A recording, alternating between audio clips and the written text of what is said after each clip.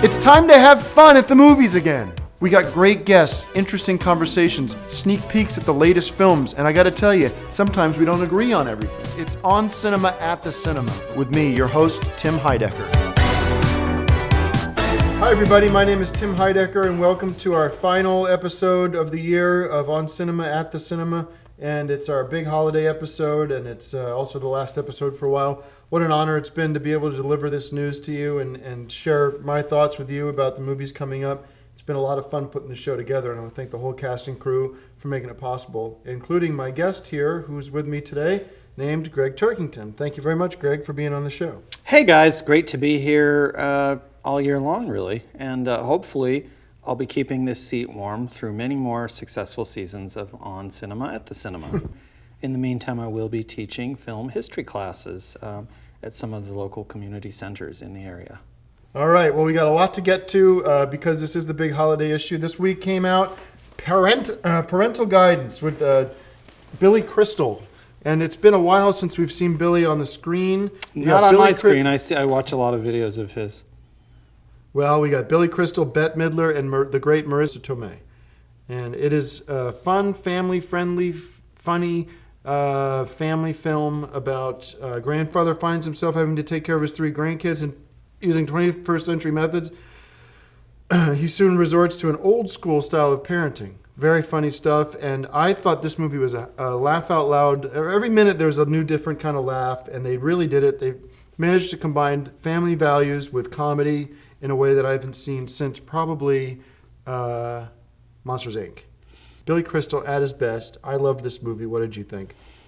The whole Billy Crystal, Bette Midler pairing has always worked for me in other movies, and now in this. And you throw in these 3 lovable but difficult kids, and it's just a recipe for fun, especially at the holidays. You know, people don't want to worry about war and bombs and things at the holidays.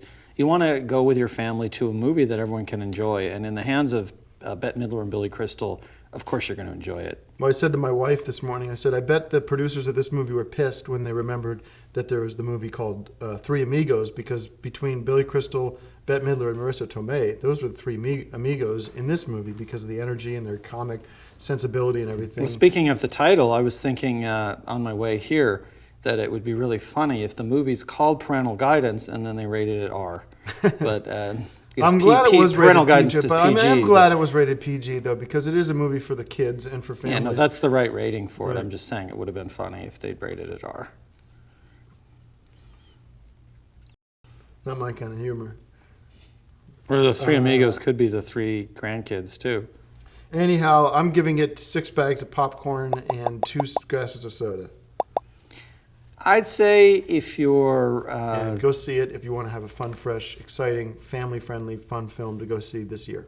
Okay, moving along. We got a lot to get through because we want to talk about our favorite movies of the year as well. Django Unchained by Quentin Tarantino. Jamie Foxx, Leonardo DiCaprio, and Don Johnson star in this Western with slaves in it and very violent.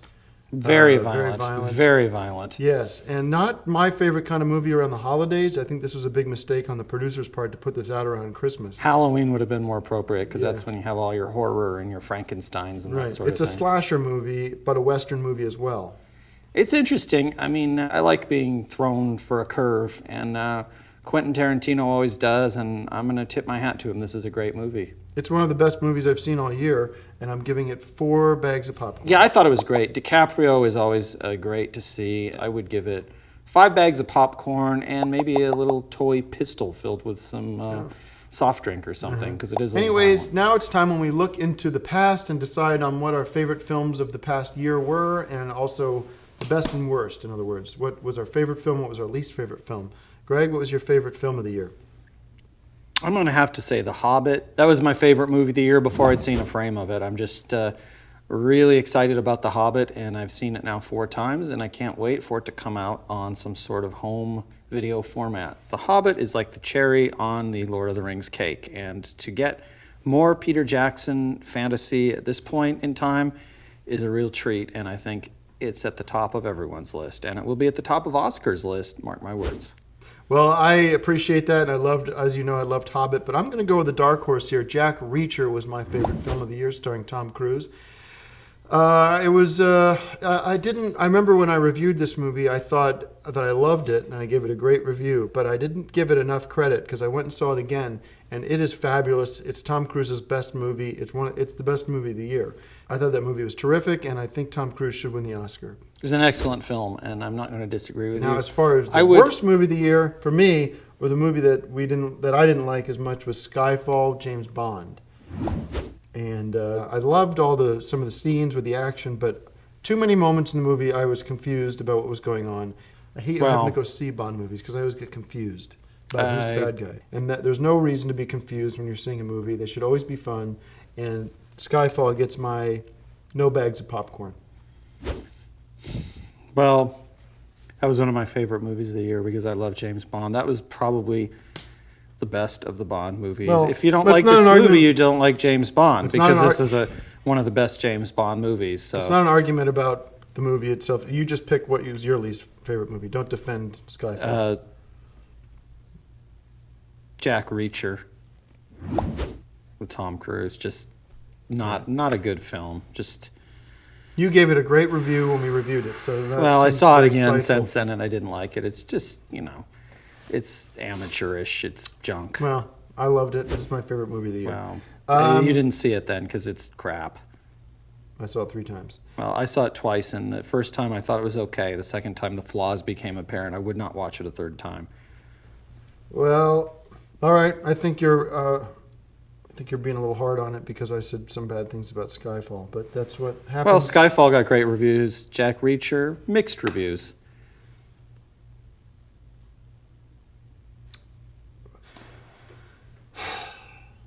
All right. Well, I don't know what to tell you. All right. Well, why don't we just disagree to disagree? Let's throw it to another segment on Cinema on Location. Just show that. Hollywood, California.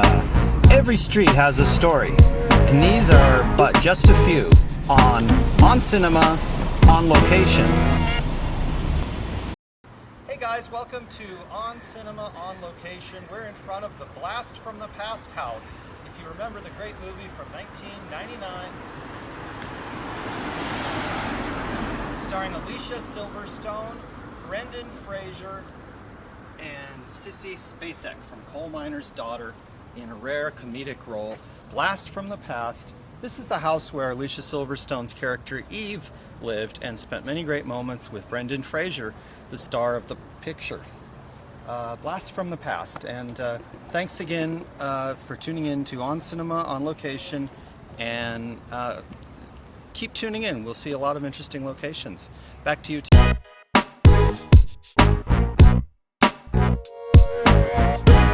All right. Well, thank you guys very much. It's been a great time putting this show together for you, and we really do appreciate it. So have a great year, and hopefully we'll see you next year.